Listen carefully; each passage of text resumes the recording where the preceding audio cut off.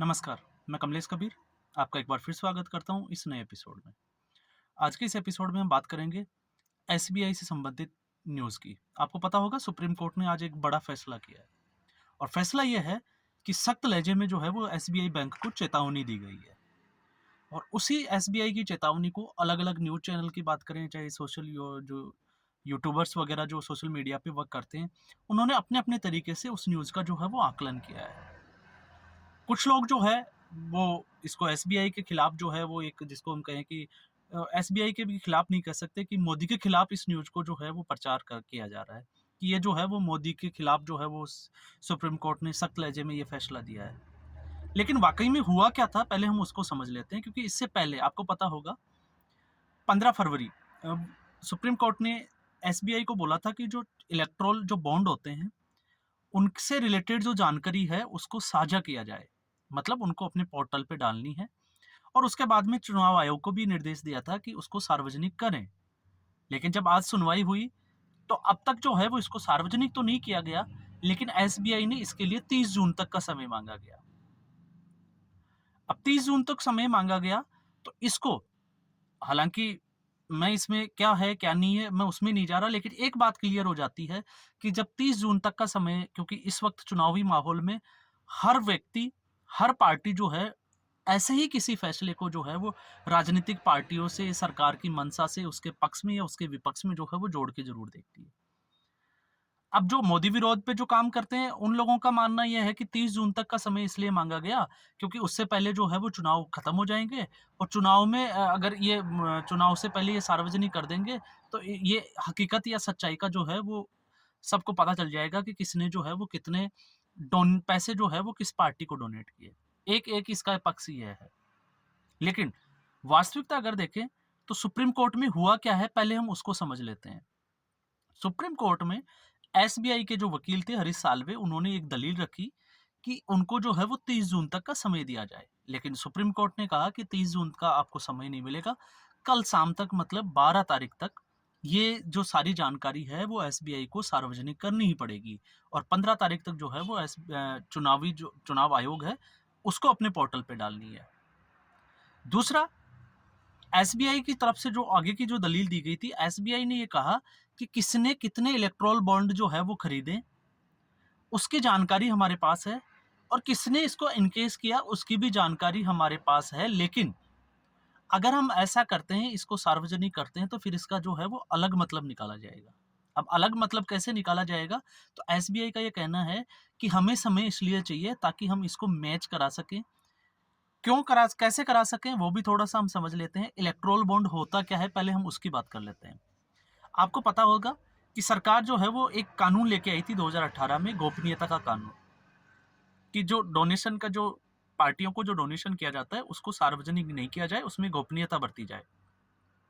और उसी के तहत एक जो प्रणाली जो है वो जिसको कहें कि एक यूज़ की गई और वो था इलेक्टोरल बॉन्ड और उसके लिए एसबीआई को जो है वो इसका बैंक बनाया गया और एसबीआई की 29 शाखाओं को ये जो है वो काम करने की परमिशन दी गई कि वो इलेक्ट्रल बॉन्ड जो है वो बेच सकते हैं। अब इलेक्ट्रल बॉन्ड होता क्या है?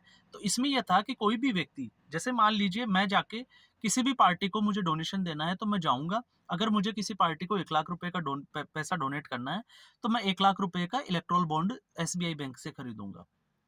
एसबीआई बैंक मेरे से जो है वो केवाईसी भरवाएगा, लेकिन इलेक्ट्रल बॉन्ड जो मुझे मिलेगा उस पे सिर्फ एक सीरियल नंबर होगा, इसके अलावा कोई जानकारी नहीं होगी और वही जो है वो उस संबंधित पार्टी को दे दिया जाएगा। अब पार्टी को ये नहीं पता कि ये किस बंदे ने जो है वो डोनेट किया है, किस बंदे ने इलेक्ट्रल बॉन्ड खरीदा है।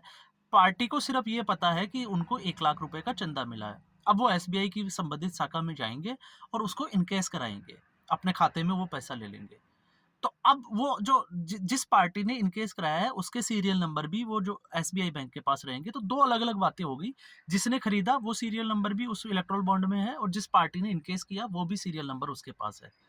लेकिन समस्या ये है कि दोनों को मैच कैसे कराया जाए कि मैंने किस पार्टी को पैसा दिया है, ये बात कैसे सामने आए और अगर ये बात सामने नहीं आएगी, तो फिर इसको जो है वो गलत तरीके से पेश किया जाएगा।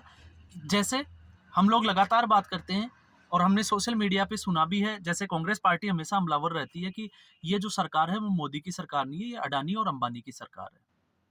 अब हमें नहीं पता कि अडानी ने जो है वो भारतीय जनता पार्टी को कितना पैसा दिया और कांग्रेस पार्टी को कितना पैसा दिया।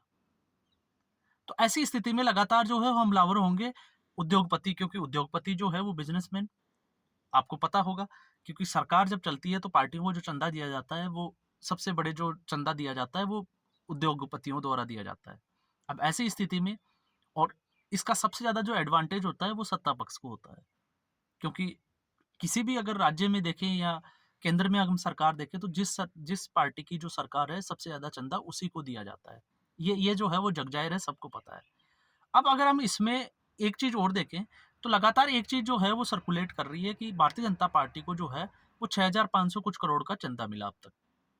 इसके अलावा कांग्रेस पार्टी को जो है वो बीते 4-5 साल में जो एसबीआई से जो रिकॉर्ड मांगा गया है उसमें 1,137 करोड़ के आसपास जो है वो कांग्रेस पार्टी को मिला। 1,000 कुछ करोड़ रुपए जो है वो टीएमसी को मिला। ठीक ऐसे ही जैसे आम आदमी पार्टी को 94 करोड़ मिले, तो ये तो सबको पता है कि कौन सी पार्टी को कितना पैसा मिला। अब इसमें भारतीय जनता पार्टी को ज्यादा इसलिए मिला क्योंकि ज्यादातर जो स्टेट है उसमें भारतीय जनता पार्टी की सरकार है और केंद्र में भी भारतीय जनता पार्टी की सरकार है। लेकिन इससे हमें यह नहीं पता चला कि किस व्यक्ति ने या किस उद्योगपति ने किस पार्टी को कितना चंदा दिया। तो एसबीआई ने इसी के लिए जो है कि इसको मिलान करने के लिए उनको 30 जून तक का समय मांगा, लेकिन सीजीआई चंद्रचूड़ ने यह कह दिया कि इस इनको जो है वो इस चीज से कोई मतलब नहीं है कि किस व्यक्ति ने किस पार्टी को कितना। इनके पास जो भी डेटा है कि कितने इलेक्ट्रोल बॉन्ड खरीदे गए और किस पार्टी ने इनकेस किए, सिर्फ और सिर्फ यही जो है वो सार्वजनिक करने होंगे।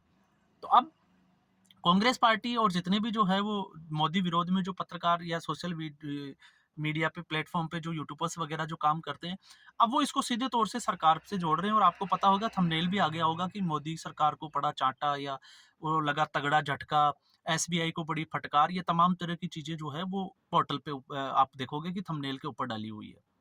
अब दोनों पहलू है इसके। पहलू एक ये भी है कि जो आंकड़े हैं वो सार्वजनिक होने चाहिए, ट्रांसपेरेंसी आनी चाहिए, लेकिन इसका दूसरा पहलू ये भी है कि इसका जो है वो कल से ही देख लीजिएगा, अगर ये सार्वजनिक हो जाता है तो उसके बाद में जो है वो अफवाहों का दौर कैसे चलेगा, क्योंकि किसी को पता ही नहीं है।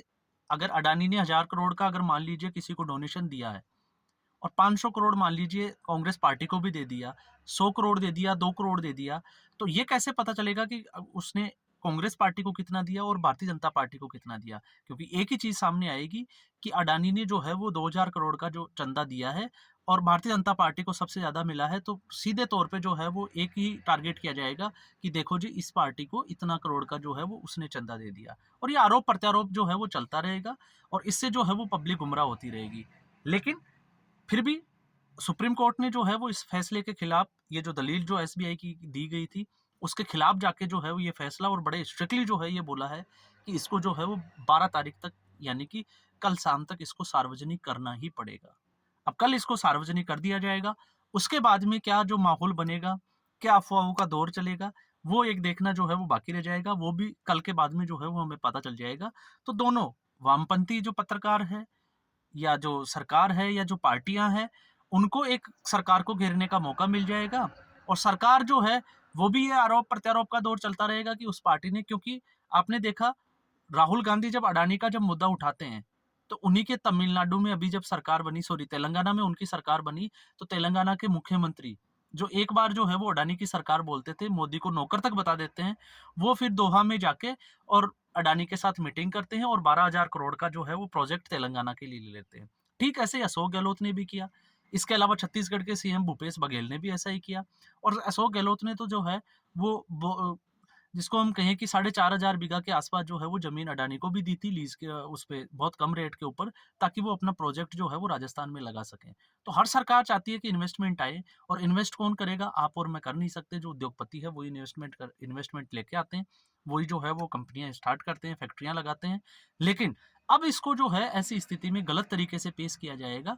ये जो है, जहां तक ये हमारी अंडरस्टैंडिंग है वो यहाँ तक है कि इसके बाद में क्या होने वाला है। लेकिन एसबीआई का अपना जो है वो तर्क है और सीजीआई का जो है वो अपना फैसला है, एसबीआई को मानना ही पड़ेगा। अब देखते हैं कि कल शाम तक जो है इसमें क्या खबर आती है, क्या पोर्टल पे डाला जाता है और कितनी जानकारी जो है वो इसमें की जाएगी। तो आज के एपिसोड में बस इतना ही। उम्मीद करूंगा शायद ये बात आपको समझ में आई होगी। अगर आपको पसंद आया लाइक करें, शेयर करें और चैनल ज़रूर सब्सक्राइब करें। धन्यवाद।